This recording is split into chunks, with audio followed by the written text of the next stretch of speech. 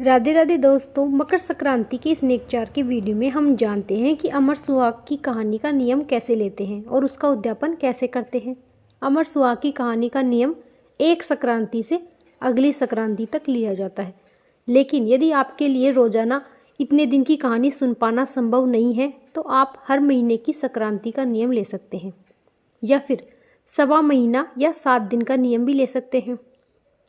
लेकिन कोशिश करें कि जो प्रण पहले दिन ले रहे हैं उसे पूरा करें। अब आगे हम जानते हैं कि इस कहानी को कैसे सुनते हैं।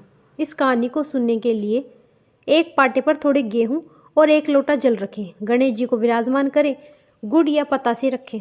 फिर गणेश जी को तिलक करके मीठे का भोग लगाकर पाटे पर 14 बिंदी लगाएं और हाथ में 14 गेहूं के दाने लेकर अमर सुहाग की कहानी सुने। साथ में विनायक जी की कहानी सुने। मकर संक्रांति पर अमर सुहाग की कौन सी कहानी सुनी जाती है और साथ में विनायक जी की कहानी हमारे आने वाले वीडियो में आपको मिल जाएगी। उसके बाद में माँ पार्वती व शिव जी का ध्यान करके उन्हें प्रणाम करें।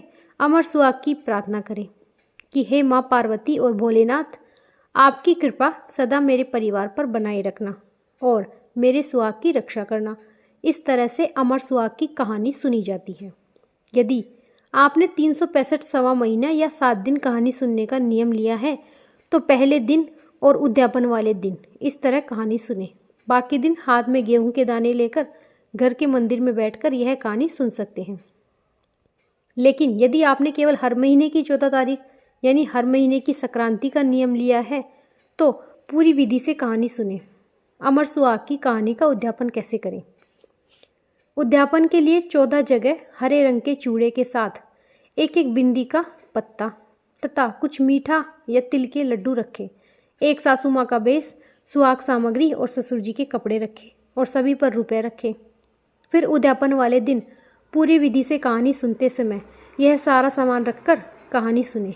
फिर इनमें से पहला चूड़ा माँ पार्वती को चढ़ाएं और 1 चूड़ा सासू माँ के बेस पर रखकर फिर पैर छूकर उन्हें दे दें। बाकी के चूड़े आस पड़ोस या परिवार की सुहागन महिलाओं को दे सकते हैं। और यदि आप चाहें तो हर महीने कहानी सुनकर 1-1 चूड़ा देते जाएं। जिसमें से जिस मकर संक्रांति से आप शुरू कर रहे हैं उसका पहला चूड़ा माँ पार्वती को चढ़ाएं और अगली मकर संक्रांति पर उद्यापन वाले दिन सासू माँ को दे दें। और बाकी के हर महीने की कहानी में 1-1 चूड़ा रखकर 1-1 सुहागन महिला को देते जाएं। इस तरह से अमर सुहाग की कहानी सुनी जाती है और इसका उद्यापन किया जाता है। अमर सुहाग की कहानी और विनायक जी की कहानी हमारी अगली वीडियो में आपको मिल जाएगी। राधे राधे। वीडियो अच्छी लगी हो तो लाइक करें।